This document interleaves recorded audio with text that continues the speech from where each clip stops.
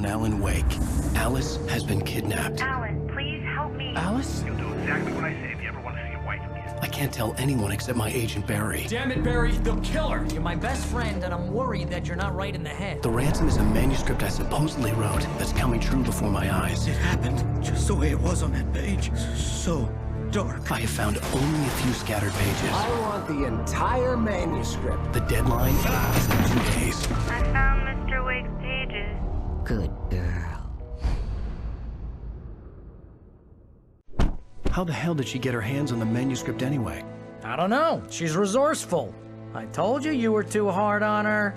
Listen, I found out all sorts of interesting stuff while I was digging around. Yeah. Mr. Wake, it's Sheriff Breaker. We have an FBI agent here, Agent Nightingale. FBI? He's anxious to see you. You'd better come to the station. Okay, I'll be right over, Sheriff. Let's make this quick, huh? Help you folks? Name's Randolph. I'm the manager. We're looking for Rose. Works as a waitress down at the diner. Rose, sure. Nice girl. Who wants to know? I'm Alan Wake. The writer, huh? I heard on the radio you were visiting. Well, I'll show you her trailer. That Rose, she's a nice girl. Always pays her rent on time. As I was saying, Al, I found all sorts of weird stuff from the local newspaper's archives. This place is crazy. Disappearances, mysterious deaths, urban legends come true, and get this, most of this stuff takes place around Cauldron Lake. Well, you ain't wrong, mister. The Indians thought the lake was a doorway to the underworld. I'm the God-fearing type myself. I don't hold with that sort of thing. Yeah, okay. Anyway, there was an island there owned by a guy called Thomas Zane. Now, some of the articles I found about him make him out to be a famous writer, but I ran a bunch of searches, couldn't find a single thing he wrote. Zane was heavily into diving, so much so that the place came to be called Diver's Isle. But the volcano under the lake erupted in 1970, and Zane went down with the island.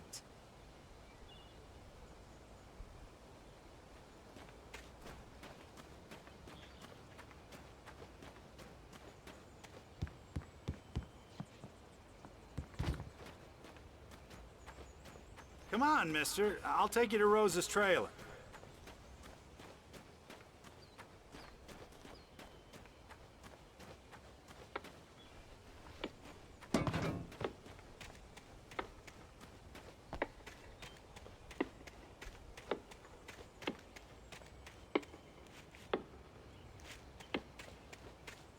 Just follow me. It's not far.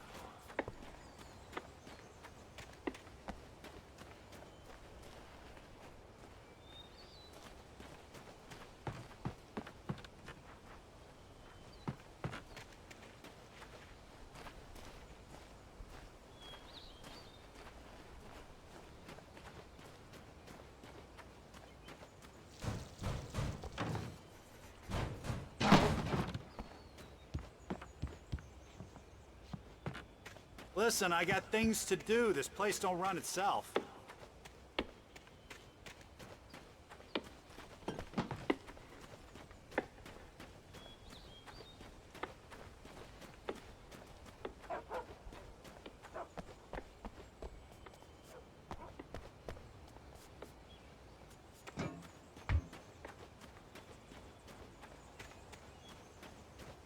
Oh, give me a break, mister. Can we just get a move on?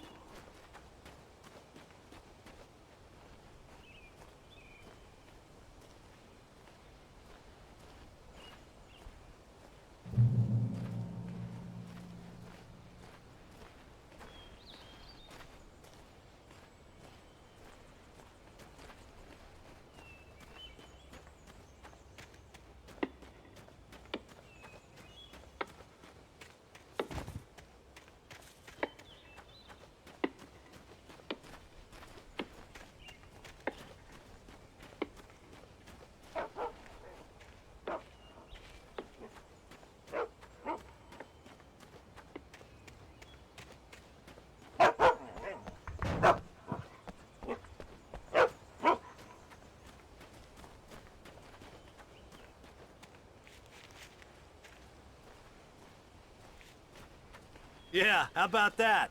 It was there in the morning, as if it had fallen from the sky. But it would take a tornado to lift something like that. We're damn lucky it didn't crush any of the trailers.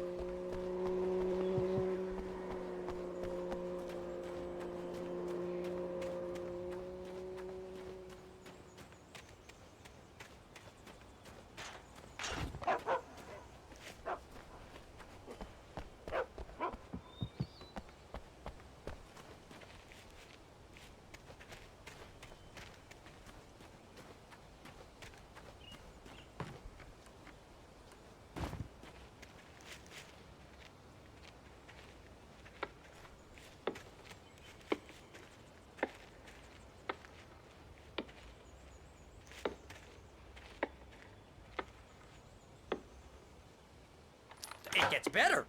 A local girl, Barbara Jagger, drowned in Cauldron Lake just a week earlier. They were lovers. Sure, Jagger's a local spook story. The Scratching Hag comes for you in the dark. Childish stuff like that. Anyway, Al, I'm just getting to the best part. All of the articles about this stuff were written by Cynthia Weaver. I asked around, and she's that crazy bag lady you met. What, the lamp lady? She can be a little loopy, but she's not homeless or anything. Yeah, anyway, she knew both Jagger and Zane before they both died, and she had some kind of a breakdown.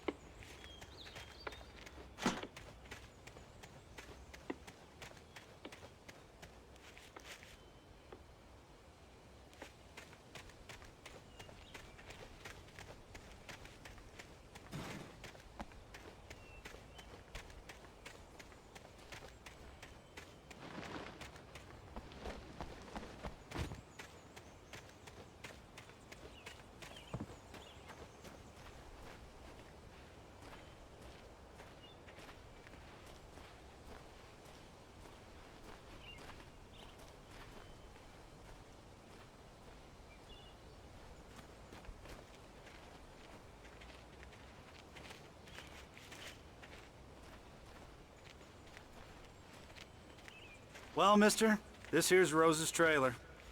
You mind me asking what you want with her? We're just here to talk to her, pal.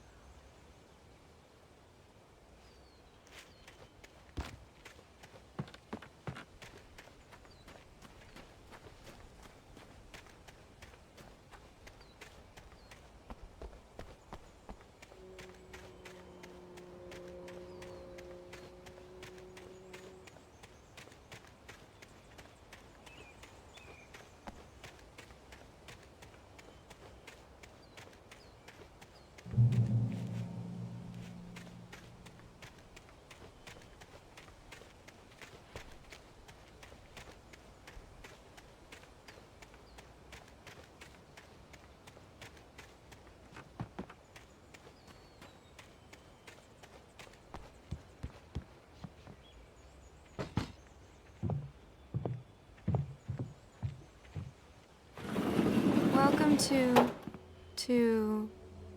Oh dear, Mr. Wake. I'm so glad you're here. Rose, you have my manuscript? Oh.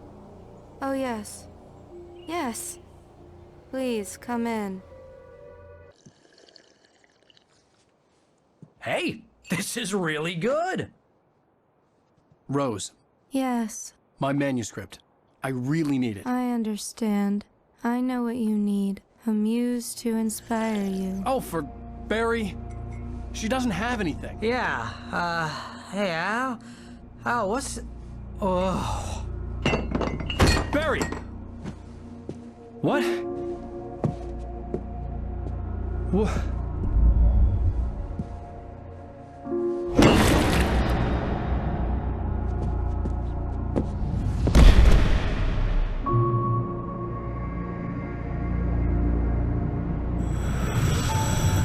It's coming for you, hiding in my barber's skin. I'm too weak to stop it. You must turn the lights on. I promised I'd come visit you and your lovely wife. You must finish what you started. I insist. You must turn the lights on. Turn the light on. Back to work, boy.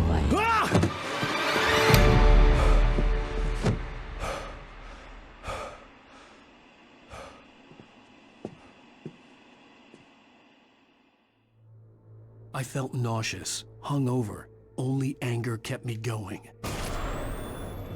I can't tell reality from dream anymore, but it seems I have an imaginary editor to help me.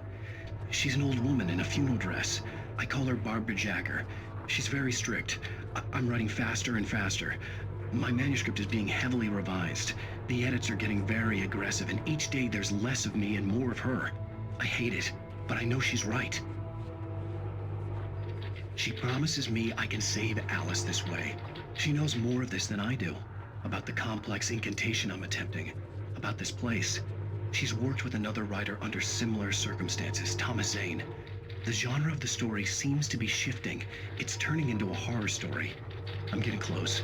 I can feel it.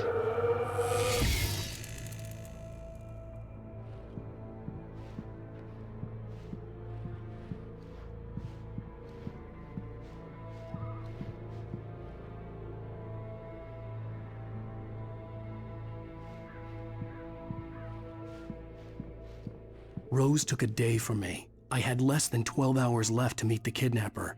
All I could do was get Barry into the car, work something out once I got on the road.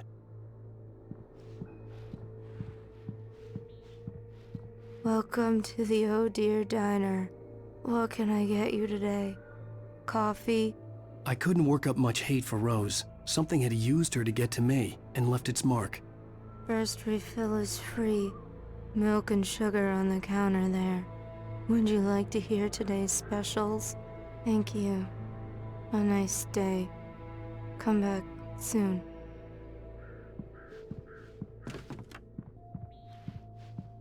Barry was out of it. He was way too heavy to carry. You're right. I deserve more money. I'm so handsome.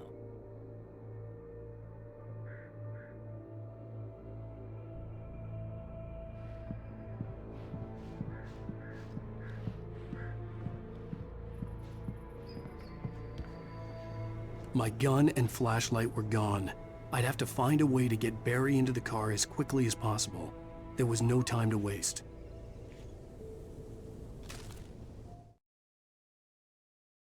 Mr. Randolph liked Rose. That little smile she had. How she was still sweet when life had tried so hard to make her bitter. It wasn't any of his business what she did in her trailer.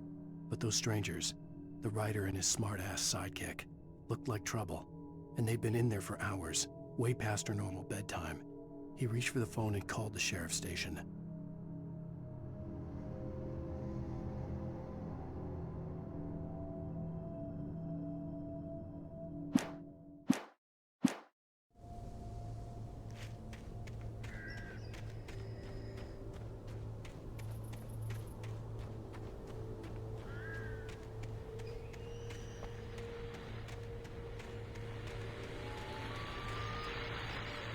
I just stepped outside to catch a breath of fresh air. Let me tell you, the weather's getting heavy. Nights like this make me especially glad I'm here talking to you and not home in bed. Once the weather takes a turn like this, I can't sleep at all. It's all tangled bed sheets and dark thoughts, punctuated by the occasional plunge into nightmare. Is it just me? Well, perhaps it is. But I hope I can make the night a little bit easier to get through. Caller, you're on KBF FM. Hey, Pat, it's Walt Snyder. What's on your mind, Walt? Well, I am the way you are, but, I can't sleep either, you know? I just been staring out the window here, trying to make sense of it all, but, I ain't been drinking either, you know, I just... Well, you sound like a man with a problem, Walt. Yeah,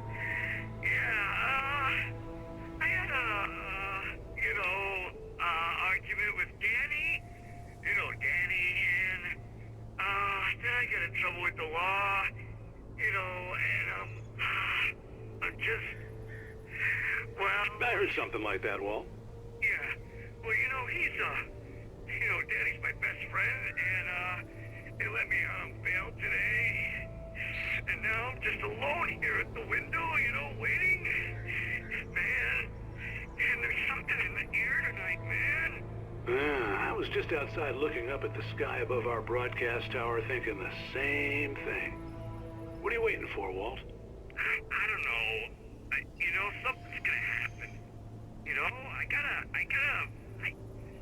I think I better go. Well, Walt, maybe... No, thanks, Pat. Well, good luck to you, Walt. Hang in there. Let's take a little break, folks. This weather's really something else, huh? How can I be sure?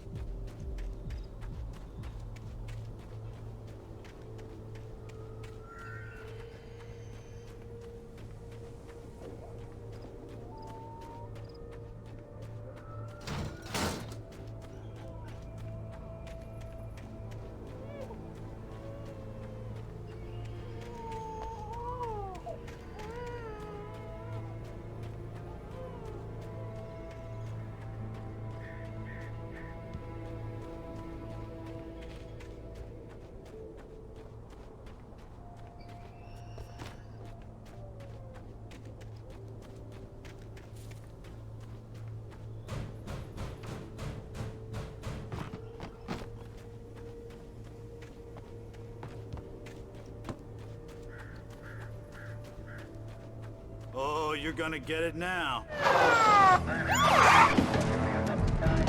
God knows what you've done to that poor girl. This is Agent Nightingale, FBI! Get him up, Hemingway! You're under arrest! You move a muscle, I'll unload right in your goddamn face! Stay right where you are, Triple A!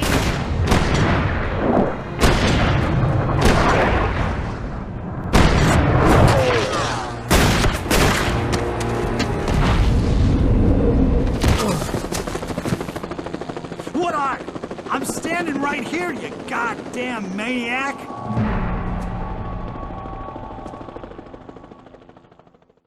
I hated to leave Barry behind, but there was no way I'd miss my appointment with the kidnapper. Give it up, Mr. Wake. Come on.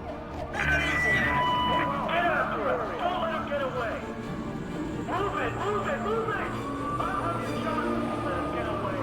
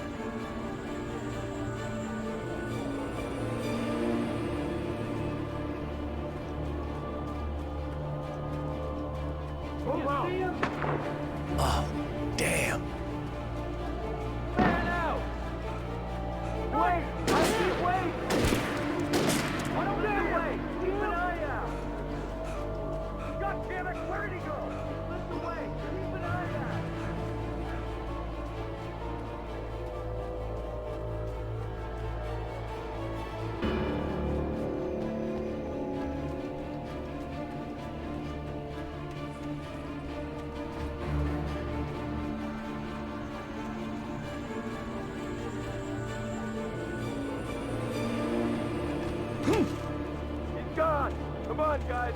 We need to head him off.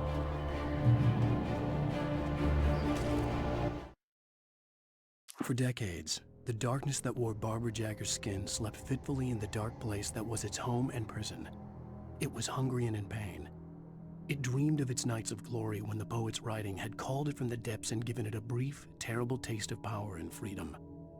The rock stars had stirred it from the deep sleep the poet had sunk it back to in the end. When it sensed the writer on the ferry, it opened its eyes.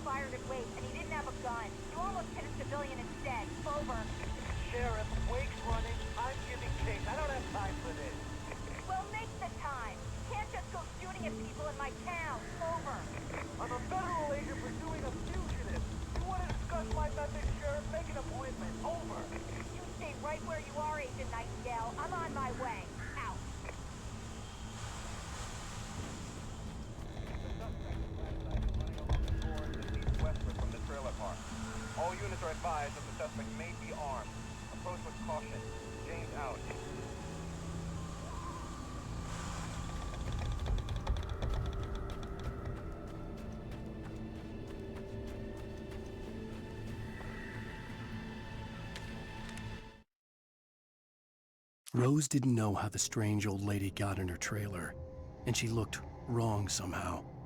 The woman showed her teeth in an approximation of a smile and traced a finger down Rose's cheek. "Pretty girl," she said. Rose felt as if she was falling asleep, but her knees didn't buckle. The crone spoke in a whisper, her words ice cold and dark in Rose's ear.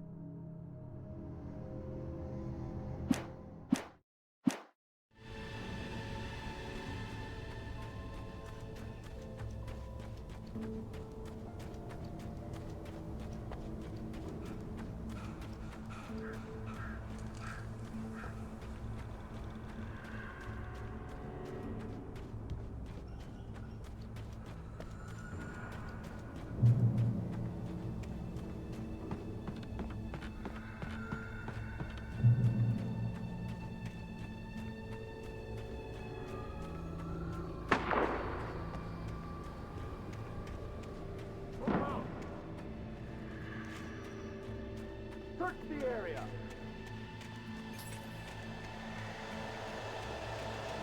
Stay sharp. This way. Over here.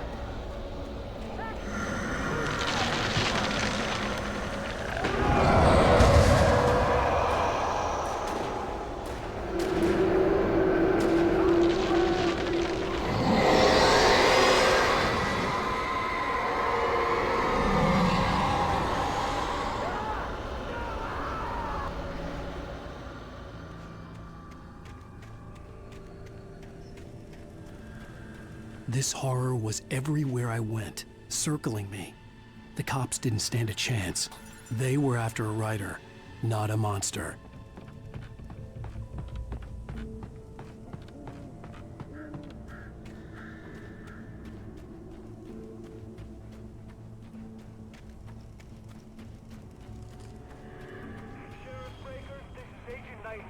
I've lost contact with most of the men you assigned to me. It's Wake's doing. Wait, are you seriously telling me that geek writer just took out my deputies? Are you kidding? I mean, have you seen this guy? He wears a tweed jacket. Over. He's the guy we're chasing. If it's not him, who then? Bigfoot? Over. I don't know yet, but I'm not in the habit of jumping to conclusions. That tends to come back and bite you in the ass. Out.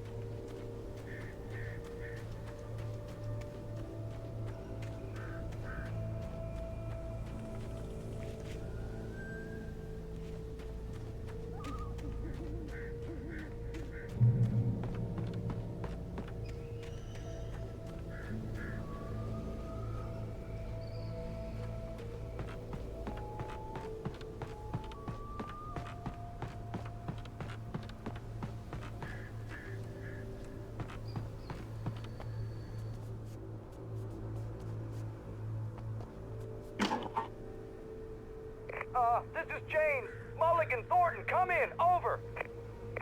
Thornton here. James, we got both Wheeler and Rose in custody. They didn't put up a fight or anything. Why, they were... Hey, what are you doing? Come on! Sit down and give me that. Jane, Mulligan here. Over. Go ahead, Mulligan. Over. We got Wheeler and Rose here. Wheeler's drunk or hopped up on something.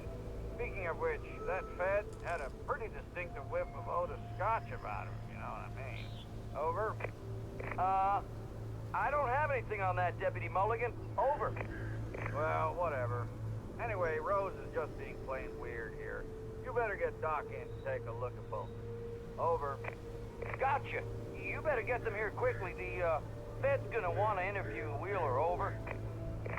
Oh, yeah, I'll bet he does. Looks like they have a lot in common.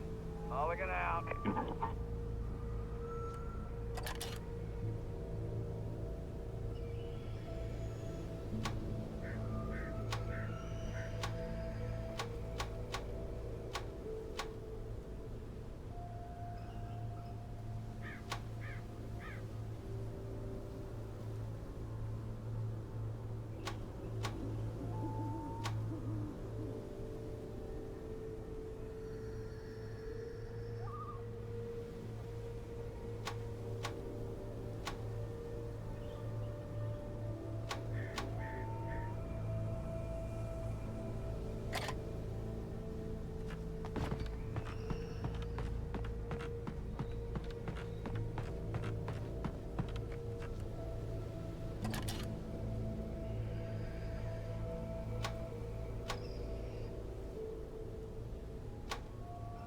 I could see the lights of the radio station in the distance.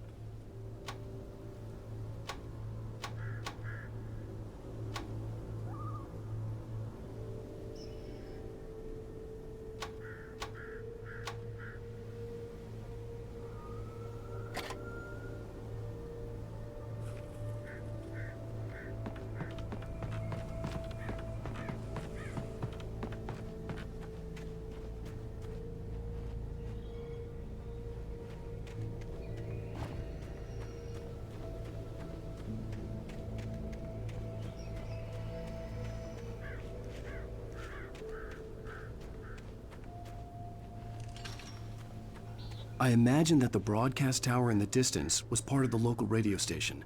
Maine seemed like a decent guy. Perhaps he could give me directions to the coal mine.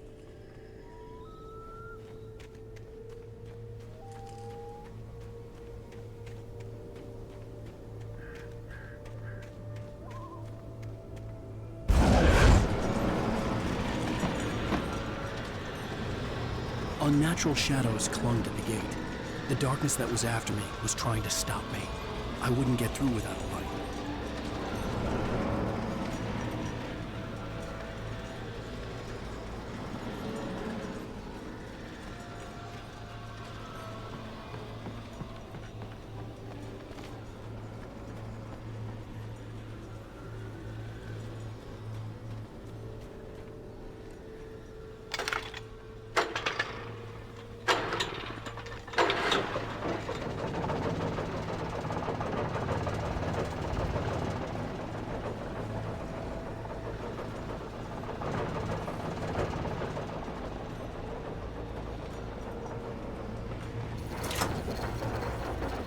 The old generator conked out. I'd have to see if I could fix it and try again.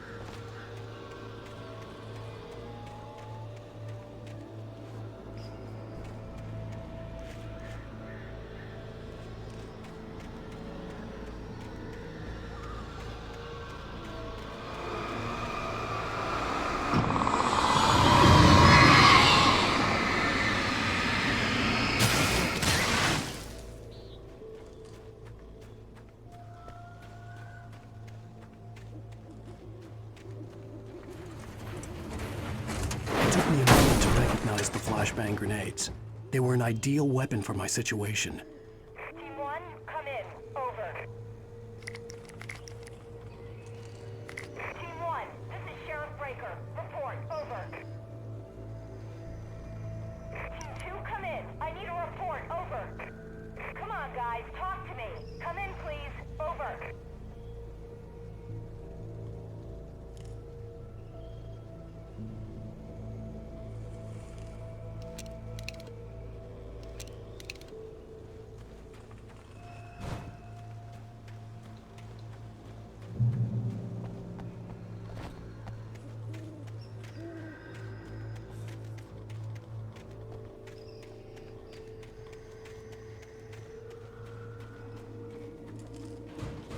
You have the right to get silent.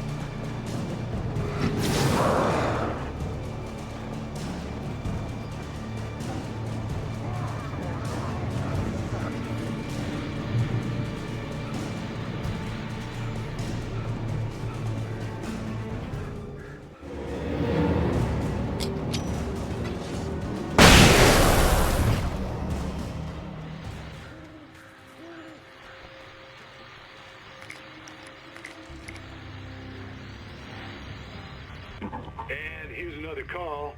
You're on KBFFM with Pat Maine. It's Milt Peabody, Pat. What's on your mind, Milt? Well, I live near the trailer park, Pat, and there's a big ruckus going on over there. Well, that's just up the road from me, too. What's going on, do you know? I don't know, but there's a bunch of police cars there, lots of sirens, a helicopter buzzing around, and I think I heard some gunshots. Gunshots? Yes, sir, like from a pistol. So can you find out what's going on? Because it's just next door and they're popping off guns there. They're still shooting? No, it was maybe 10-15 minutes ago. It sounds serious, Pat. I'm telling you, it don't sound like no party. Well, I'm certainly going to give the station a call, Milt. Okay. You'll hear it here as soon as I hear from them. Okay, thanks.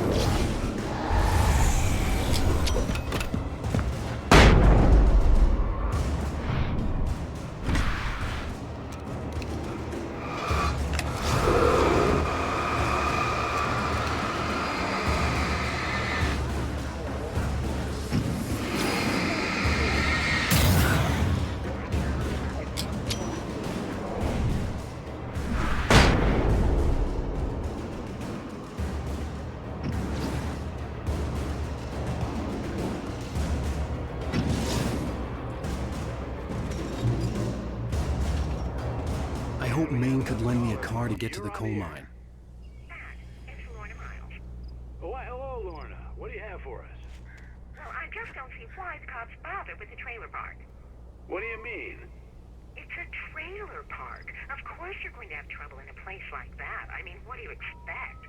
The sheriff should be helping us normal citizens instead of wasting resources on those people. Well... Let the trash sort themselves out. I'm sorry, but my granddaddy settled in Braight-Falls in 1911. Well, thank you very much for that compassionate viewpoint, Lorna. How can I be sure?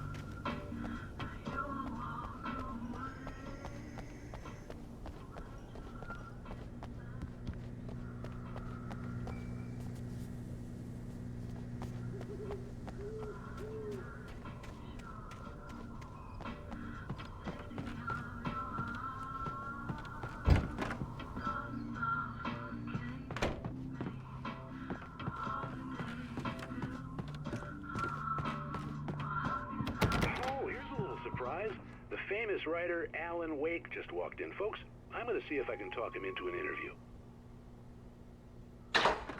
Come on in, Mr. Uwaick.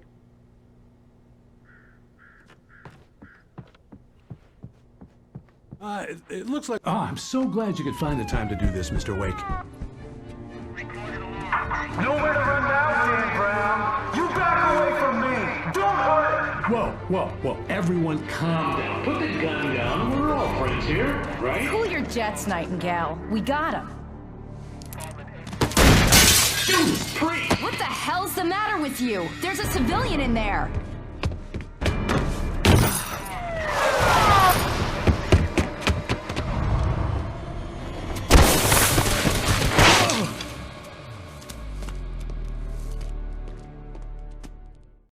I'll get you yet, even if it kills me. You hear me?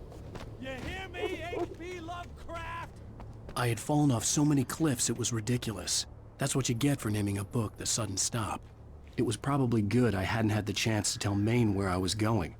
I'd have to lose the cops and find my own way to the mine.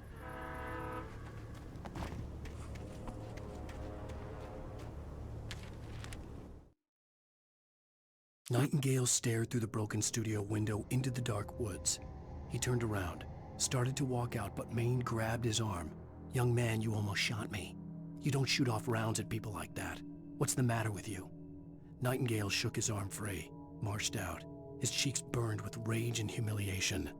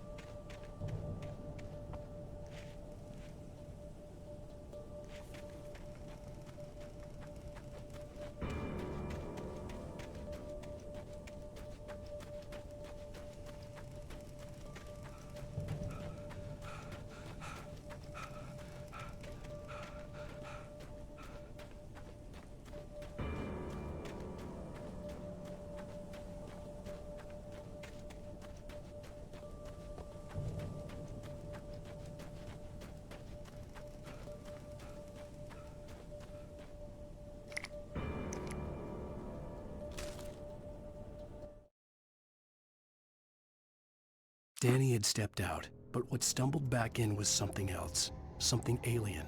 A monster. Walter tried to kill it, first with his fists, then a chair. It wouldn't die. Instead, it kept coming, unaffected by the beating it had taken. After Walter managed to kick it down the cellar stairs, fear took over. He ran, got behind the wheel, gunned the engine. The booze wouldn't make him forget, but he knew he had to try.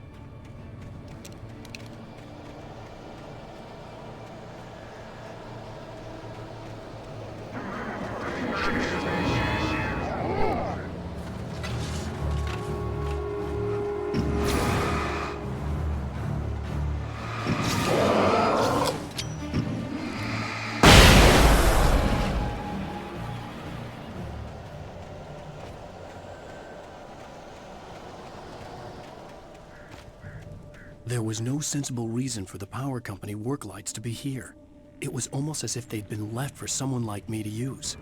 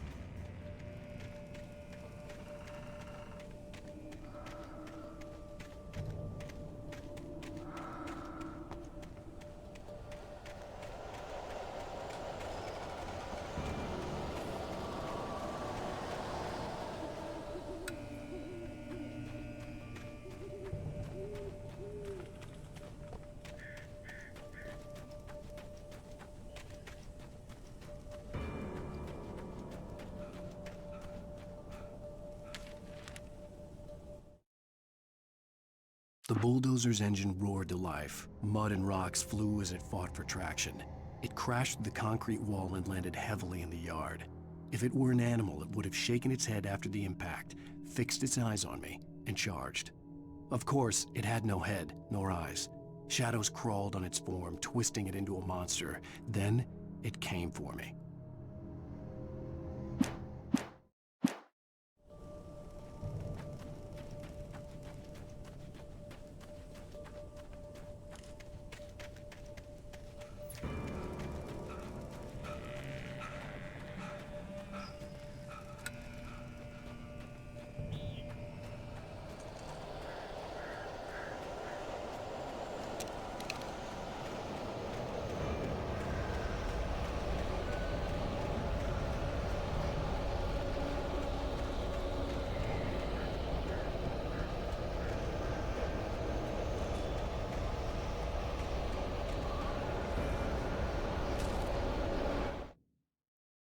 Sarah trusted her gut, and her gut said Agent Nightingale was an asshole.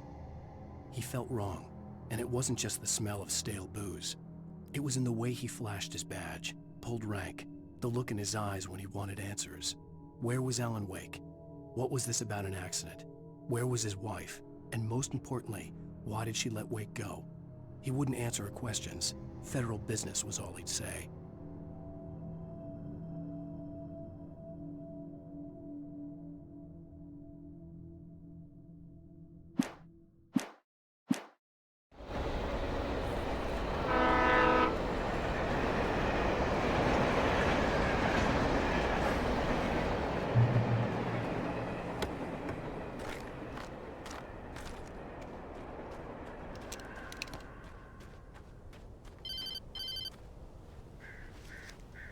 Hello? The most stubborn man I've ever met. Alice? Alice? Alan, I'm so afraid. He keeps me in the dark. Please help me. I look at you, Alan, and it's not you. Something else. Looking out from behind your eyes. Alice, I'm here. I'm so alone here. It's all gonna go to hell. You need to be careful. Cooperate. The connection had been terrible, but that wasn't the only thing that hadn't been right with the call. She sounded wrong somehow, but she had called me.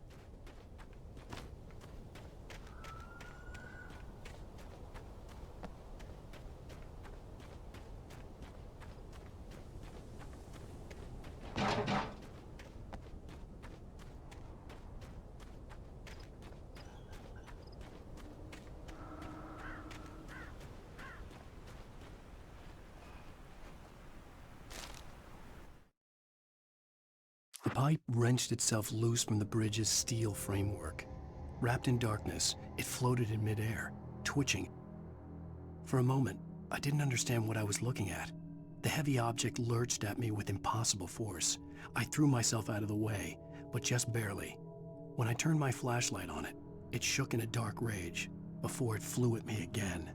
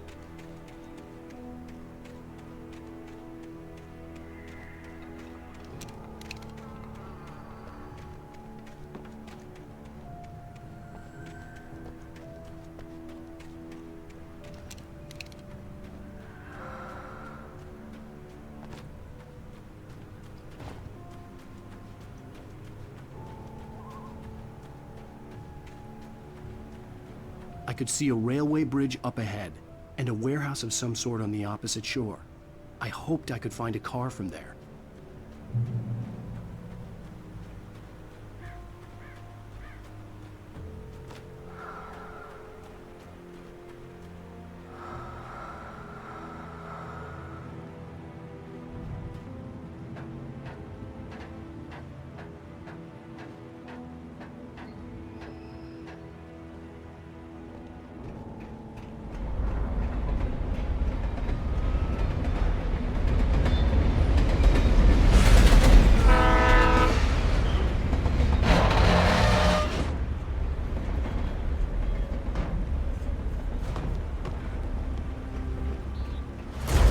That was pursuing me was growing stronger, and it was taking over everything in its path.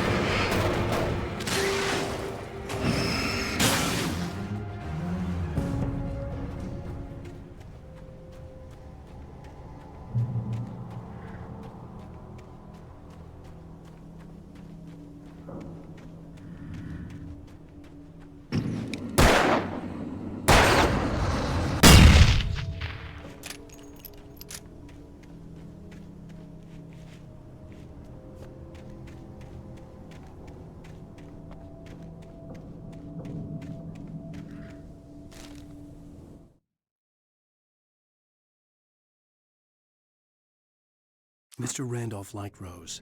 That little smile she had. How she was still sweet when life had tried.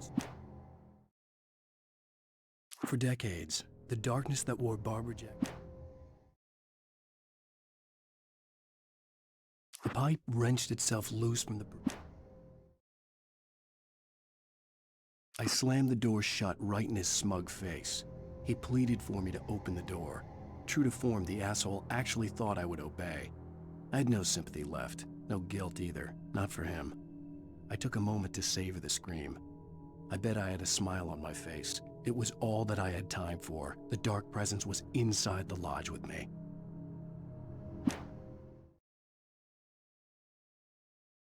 Rose didn't know how the strange old lady got in her trailer, and she looked wrong somehow. The woman showed her teeth.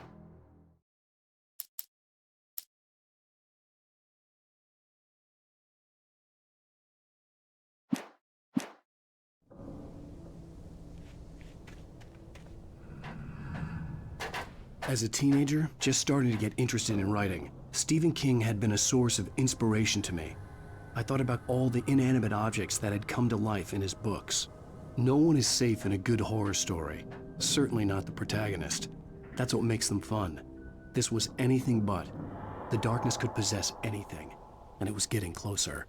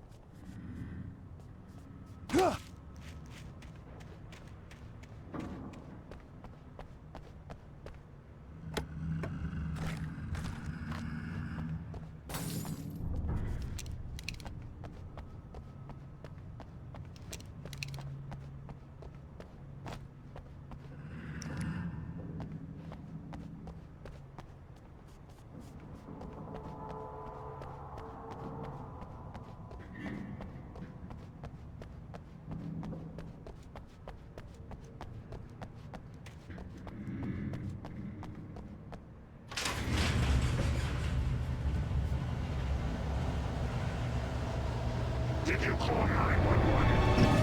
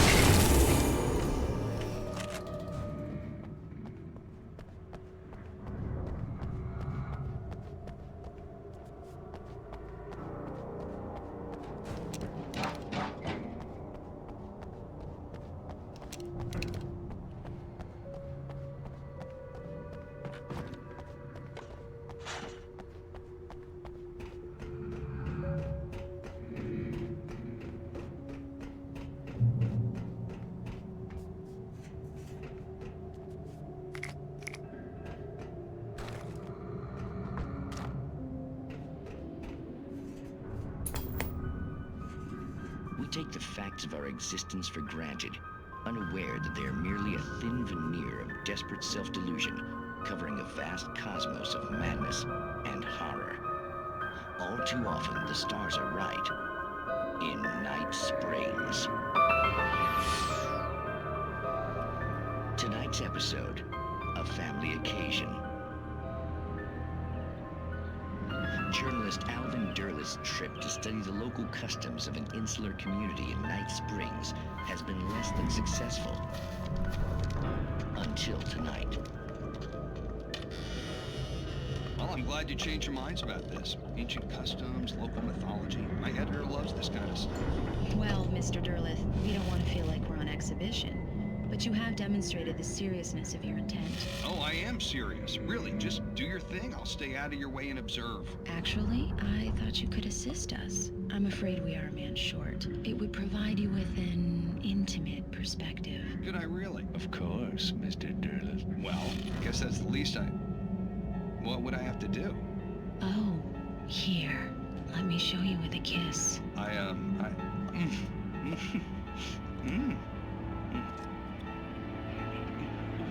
What did you...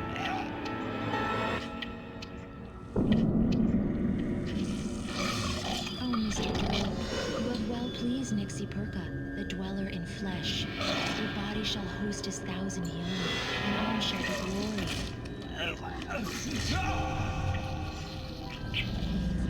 Shh, darling, be calm. Shh. Alvin Derleth learned a harsh lesson. If you go looking for mythology, it may come looking for you.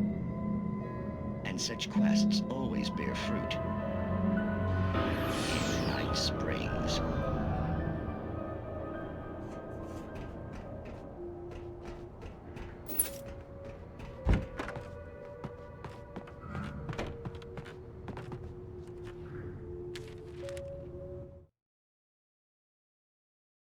The darkness surged towards me, sucking everything loose from the ground into its depths, tugging at my clothes. I saw the flare the kidnapper had dropped and threw myself towards it just as I felt my feet leave the ground. The darkness embraced me with the force of a tornado. Somehow I managed to light the flare. The darkness roared and cast me away. I fell toward the dark waters of the lake far below.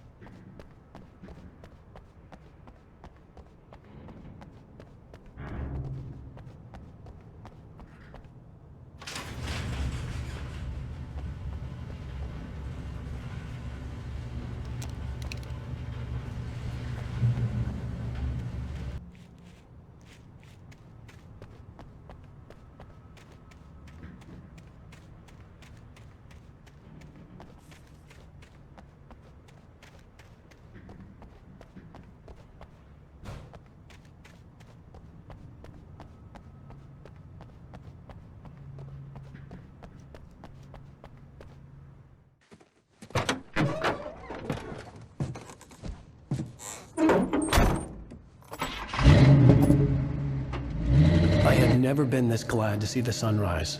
I had a couple of hours to get to the coal mine.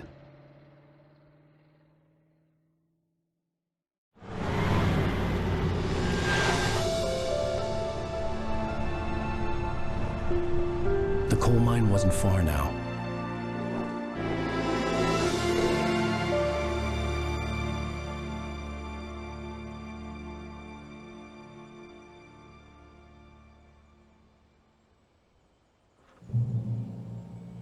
Today, I would meet the kidnapper, and he would give me Alice. I wouldn't give him any other choice. A drowning man will clutch at a straw.